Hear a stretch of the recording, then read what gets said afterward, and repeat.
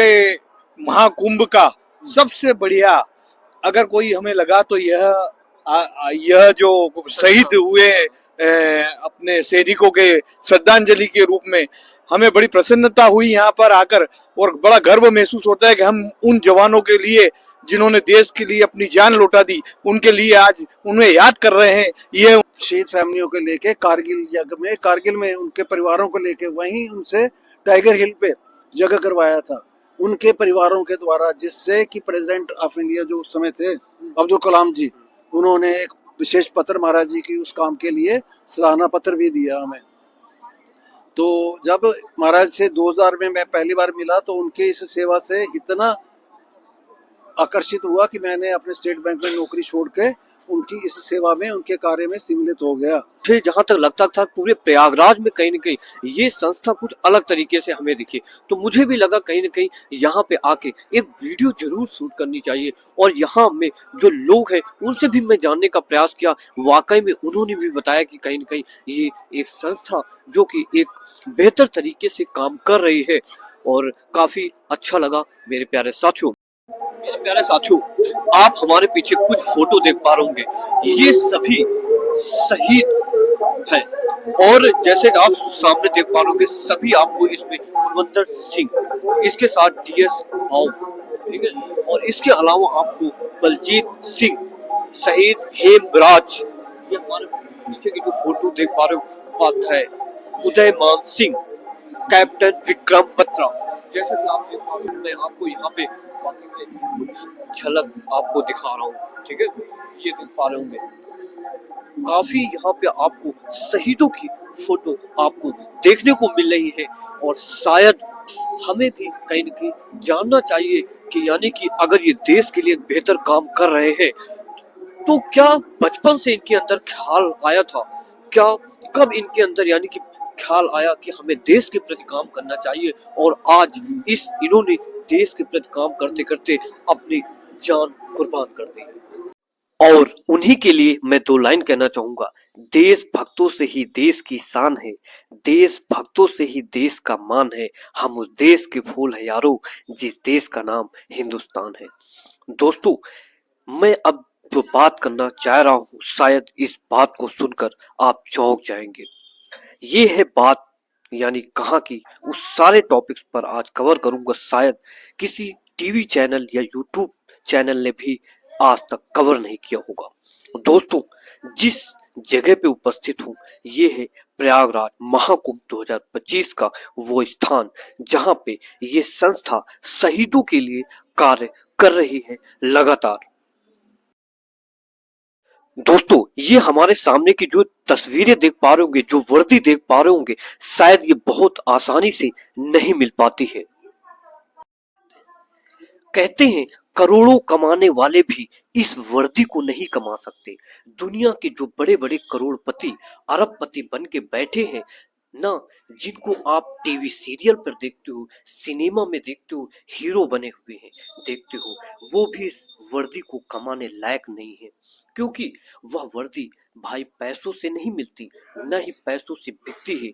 अगर पैसों से बिकती होती ना, तो हर कोई पहनकर घूमता और अपने आप को फौजी बोलता। अगर वर्दी को कमाना है ना, तो उसके लिए पैसा नहीं चाहिए, उसके लायक बनना है होगा आपको। खुद की जिंदगी, खुद की माँ की खुशी और बचपन के सभी को कुर्बानी पर लगाना पड़ेगा। कुर्बानी की हिम्मत जिसमें होती है, वही फौजी बनने के लायक होता है। अगर इस वर्दी को कमाना है ना, तो हर मोह माया से बाहर निकलकर खुद को आग में तपाना होगा। कितना बड़ा है उस माँ बाप का दिल जिसका बेटा या बेटी डिफेंस में होता है। जो युवा ये बोलते हैं मेरी लाइफ में बहुत समस्या है, तो उनको मैं 2 लाइन में समझा दूंगा कि भाई तुम्हारा दुख बहुत छोटा है। हमने समंदर को भी सूखते देखा है, जब जब मेहंदी वाले हाथों ने मंगलसूत्र उतर के रखा है। जिंदगी में समस्याएं दोस्तों किसके पास नहीं होती है, मैं आपसे बात करना चाहता हूँ। पर वो एक इंसान है जो फौजी के वर्दी में है, जो हर समस्या का समाधान का सामना करके अपना फर्ज निभाता है। फिर भी रोता नहीं, मुस्कुराता है वो फौजी जो हर बार छुट्टी से वापस आते समय यही बोलकर आता है कि मैं घर जल्दी ही वापस लौट कर आऊंगा। उसको खुद को नहीं पता होता है कि घर लौट के आऊंगा या नहीं आऊंगा, पर है ना हिम्मत। इसलिए मैं कहना चाहूंगा कि जो फौज में भर्ती होने का सपना अपने मन में ठान चुके हैं, दुनिया में देश का नाम करने का इससे अच्छा, इससे बेहतर दूसरा कोई रास्ता नहीं हो सकता है। सलूट है मेरे प्यारे साथियों उन फौजी भाइयों को दिल से। और इसी कड़ी में हमारे साथ जुड़ रहे हैं एमपी यानी मध्य प्रदेश के राजेश कोठारी जी और विद्या जी गोस्वामी। तो उनसे भी मैं जानूंगा उनकी क्या प्रतिक्रिया है इस संस्था को लेकर। जालोर से एमपी से हाँ, राजेश कोठारी, हाँ, भाई विद्यानंद जी गोस्वामी, हाँ, और हम बड़े इस पूरे महाकुंभ का सबसे बढ़िया, अगर कोई हमें महाकुंभ का सबसे बढ़िया अगर कोई हमें लगा तो यह जो शहीद हुए अपने सैनिकों के श्रद्धांजलि के रूप में हमें बड़ी प्रसन्नता हुई यहाँ पर आकर, और बड़ा गर्व महसूस होता है कि हम उन जवानों के लिए जिन्होंने देश के लिए अपनी जान लौटा दी, उनके लिए आज उन्हें याद कर रहे हैं। यह उनकी सच्ची श्रद्धा है। जय भारत माता की। और उनको सलाम करते हैं। आज ये जो महाकुंभ पर्व पर जो हम लोग आए हैं, यहाँ पे हम 4 दिन से यहाँ पे इस पूरे कुंभ में आए हुए हैं और सब दूर दर्शन कर रहे, सभी संतों का, महंतों के सब दूर दर्शन पाए।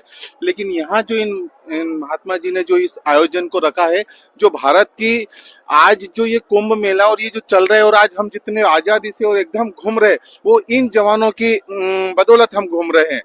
इन्होंने जो बलिदान दिया है, तो आज हम चैन की नींद सो रहे हैं। तो आज हम सब इसको सनातन धर्म के साथ में इन सभी सैनिकों को हम कोटि कोटि प्रणाम करते हैं, वंदन करते। इतना अच्छा प्रयास किया है और इतना अच्छा कार्यक्रम किया है कि इन शहीदों के लिए आज यहाँ पे इतनी भव्य यज्ञशाला बनाई गई है और इनको श्रद्धांजलि के स्वरूप दिया। ऐसे महात्माओं को भी हम कोटि कोटि धन्यवाद देते हैं और ऐसे संत की भारत में और इस सनातन के लिए बहुत परम आवश्यकता है।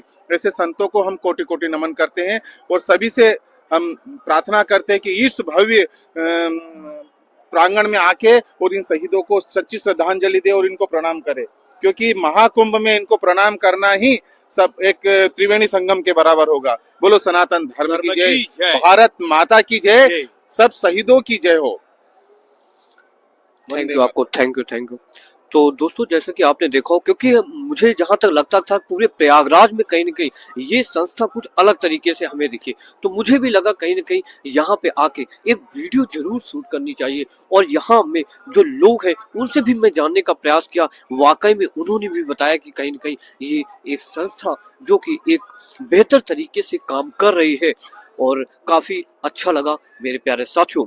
और बाकी अगर आप कहें तो मैं और अंदर चलूं, ठीक है, फिलहाल परमिशन मिल जाएगी, ठीक है।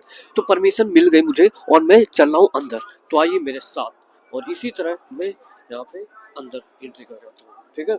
और ये ठीक है मेरे प्यारे साथियों, अब मैं आपको ले चलता हूँ, ठीक है। और बाकी और भी यहाँ पे बहुत सारे, और इसी कड़ी में मैं आपकी मुलाकात एक ऐसे संत महात्मा से आपकी कराऊंगा जो वाकई में यानी कि आप उनसे मिलकर मन मुग्ध हो जाएगा। दोस्तों पहले मैं उनके बारे में थोड़ा सा आपको बताना चाहूंगा।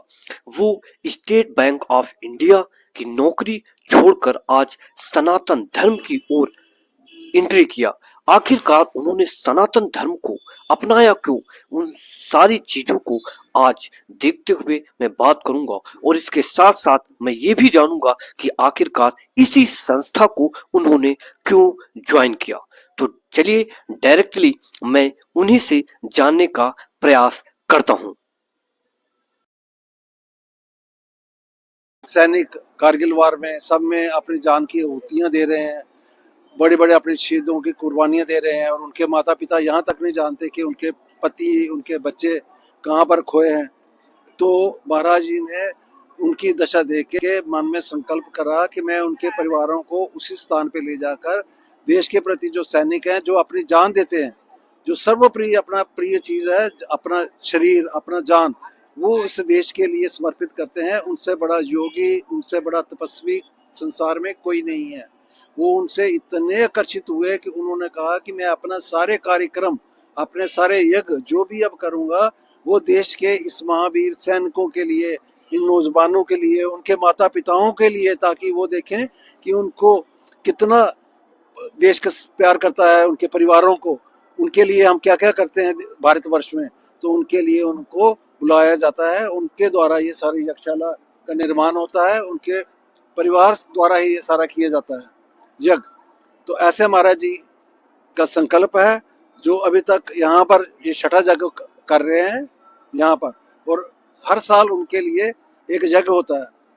तो अभी मैं एक, उन्होंने इन सब शहीद फैमिलियों को लेके कारगिल यज्ञ में, कारगिल में उनके परिवारों को लेके वहीं उनसे टाइगर हिल पे यज्ञ करवाया था उनके परिवारों के द्वारा, जिससे कि प्रेसिडेंट ऑफ इंडिया जो उस समय थे अब्दुल कलाम जी, उन्होंने एक विशेष पत्र महाराज जी की उस काम के लिए सराहना पत्र भी दिया हमें।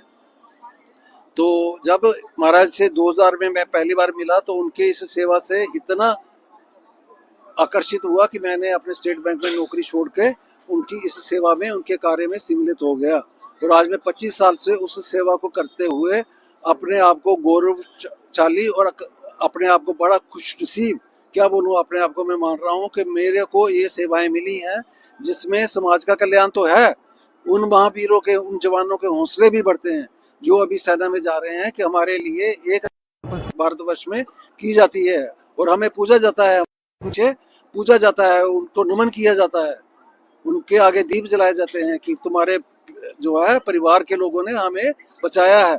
हम सोते हैं यहाँ पर, आप हम जो घर में इसलिए सो रहे हैं क्योंकि ये वीर जो सैनिक हैं हमारी देश की रक्षा कर रहे हैं, तभी हम सो पा रहे हैं। तो इनको कोटि कोटि नमन है। महाराज जी का आश्रम चलते हैं, बद्री का आश्रम में जितने साधु संत हों उनको 3-4 दिन के लिए खाना रहना सब फ्री में दिया जाता है। तो ऐसे ही अब सारे हमारे कार्यक्रम है। नमन, आप सबको प्रणाम है।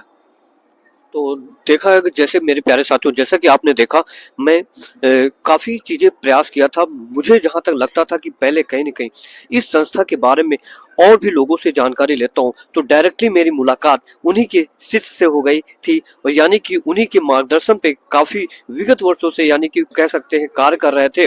और उन्होंने, दोस्तों आपने जैसा कि सुना है, स्टेट बैंक की जॉब छोड़कर शायद उस संस्था के साथ काम कर रहे हैं, तो कहीं न कहीं शायद ये संस्था एक देश के लिए बेहतर काम कर रही होगी।